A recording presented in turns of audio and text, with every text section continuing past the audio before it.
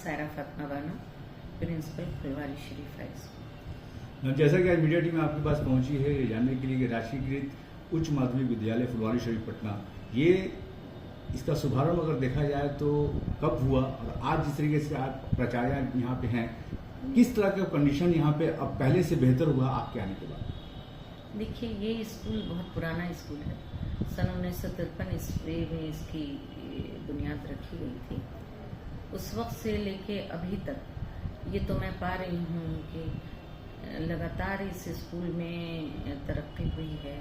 School के हर point of view से, building के पॉइंट ऑफ व्यू से, एजुकेशन के पॉइंट ऑफ व्यू से ये हमेशा आगे की तरफ बढ़ रहा है।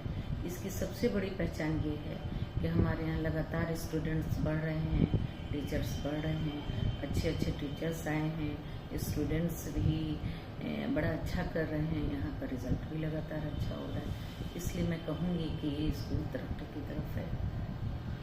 जैसे कि बात करते हैं मैम, शिक्षा की बात करते हैं, आज जिस तरीके से यहाँ शिक्षा का जिस तरीके से यहाँ पे बहुत सारा बदलाव हुआ, आज अब आधुनिक शिक्षा भी आगे बढ़ते जा रहा है। यहाँ पे हर स्कूल में देखा जा रहा है आधुनिक शिक्षा की भी यहाँ पे पूरी तरह से बढ़ोतरी हो रही है। क्या कुछ है मैम यहाँ पे, कुछ खास विशेषताएं? देखिए, मैंने ये पाया है कि एजुकेशन का जो ये बदला है, स्टाइल बदला है, ये ज़रूर बदला है। पहले जो पढ़ाई होती थी उसमें दो चीज़ें थी। एक हमारा जो मीडिया के ज़रिए या ऑनलाइन जो क्लासेस हैं या ऑनलाइन जो बच्चों को तालीम मिल रही है, उसका असर कहीं ना कहीं हमारी एजुकेशन पे है। जब से के पाठक जी आए, उनके आने के बाद से लगातार इस चीज़ पे भी ध्यान दिया गया कि पढ़ाई की एजुकेशन का जो सिस्टम है उसको चेंज किया जाए।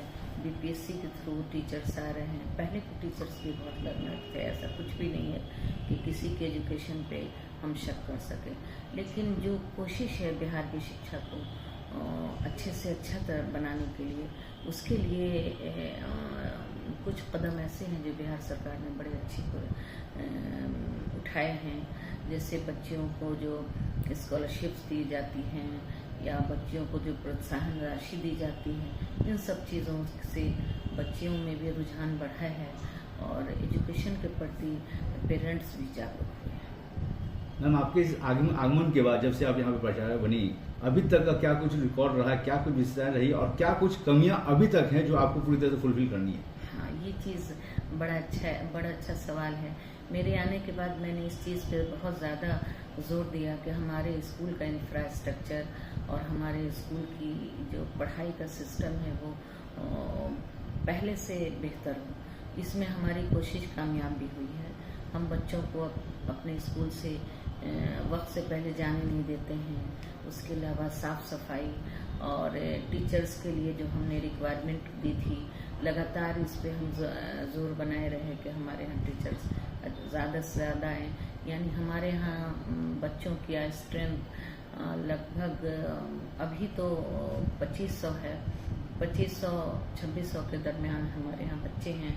उसके रेशियो में टीचर्स भी काफ़ी आ गए हैं और हमने इस दिशा में बड़ी ये कोशिश की है कि बच्चों को हर तरह की सुविधा मिले। फैन, पानी, ठंडा पानी का मैंने दो ये लगाया है, चिलर लगाया। उसके अलावा यहाँ पे पूरे में फ्लोरिंग सरकार के द्वारा, सरकार के पैसे को मतलब उसके लिए कोशिश करके मैंने फ्लोरिंग भी अच्छी कराई। छत पे जो बारिश होती थी, पानी टपकता था, उसको ठीक किया।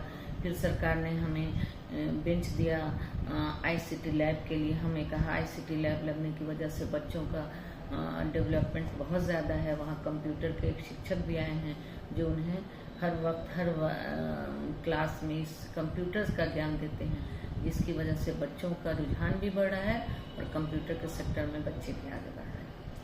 मैम, जिस तरीके से कुछ दिन पहले माध्यमिक विद्यालय में जिस तरीके से घटना घटी, क्या कुछ आप उनके बारे में कहते? हाँ, माध्यमिक विद्यालय में तो नहीं, वहाँ गर्दनी बाबा स्कूल में जो घटना घटी उसके मुतालिक आप पूछ रहे हैं। तो वो घटना जो घटी, देखिए अभी उसकी पूरी खोज की जा रही है, पूरी तहकीक नहीं हो पाई है कि क्या हुआ है। इस सिलसिले में मैं ये कहना चाहूँगी, किसी भी स्कूल का प्रिंसिपल या टीचर इस तरह की लापरवाही नहीं करते हैं जो हम लोगों की जान में है, पहचान में है। कि वो बच्चों को बिल्कुल छोड़ दें रास्ते पे। किसी भी स्कूल में आप उठा के देख लीजिए, कहीं के भी प्राचार्य या टीचर्स हमेशा लगे रहते हैं। हम लोग खुद ही बच्चे जब जाते हैं तो उनका रजिस्टर मेंटेन करते हैं और उनको जाने के पहले उनका आधार कार्ड उनके पेरेंट्स का लेते हैं।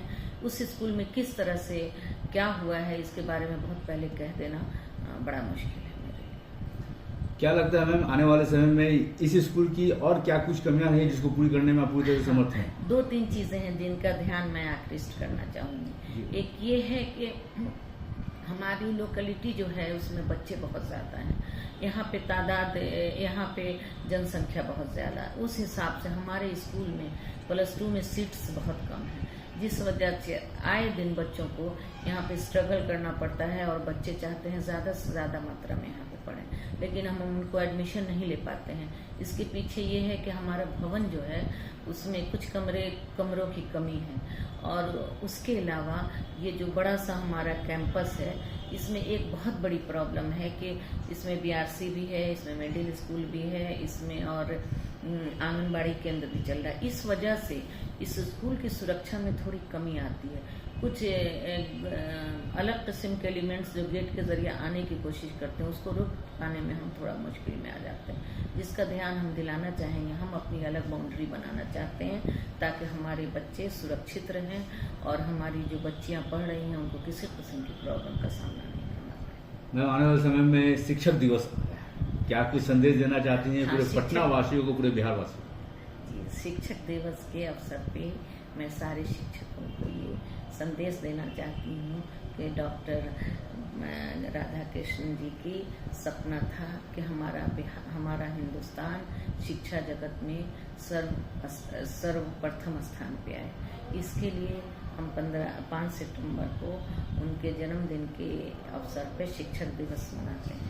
इस शिक्षक दिवस के दिन हम सारे शिक्षकों को ये शपथ लेनी चाहिए कि हम अपनी शिक्षा के क्षेत्र में बेहतर से बेहतर एजुकेशन अपने बच्चों को देंगे और वो सिर्फ प्रोफेशनली नहीं होगा, मन से अपने पूरे दिल से बच्चों को शिक्षित करेंगे ताकि वो हमारे आने वाले देश का भविष्य है और ये भविष्य बहुत उज्जवल है। मैम, ज़्यादा से ज़्यादा एक अंतिम संदेश शिक्षा पे, आज की भविष्य जिस तरह से बच्चे जो है शिक्षा पे जिस तरीके से जोर दिया जा रहा है, एक संदेश आपकी तरफ से? शिक्षा के लिए मेरा यही संदेश है कि घर घर शिक्षा का प्रचार और प्रसार हो और जिस तरह से शिक्षा पे गवर्नमेंट ध्यान दे रही है इस तरफ और ध्यान दे और शिक्षकों को जो पूरी जगह पूरा सम्मान और पूरा उनके लिए जो कुछ कर सके सरकार करे, ताकि एक शिक्षक जो पूरी तरह से संतुष्ट होगा वो देश का मेमार होता है। शिक्षक देश के मेमार होते हैं और अगर उनकी सारी चीजों को पूरा किया जाएगा तो बेहतर शिक्षा हमारे सामने चलिए, बहुत बहुत शुक्रिया मैम, बहुत बहुत धन्यवाद, बहुत बहुत शुक्रिया आपका और बहुत बहुत शुभकामनाएं आपको आने वाले समय के लिए। जिस तरीके से आप काम कर रहे हैं यहाँ पे, जिस तरीके से स्कूल का भी भविष्य बहुत अच्छा चल रहा है और बच्चे भी बहुत आगे बढ़ रहे हैं, जिस तरीके से आप मेहनत कर रही हैं बहुत, इसलिए मैम आप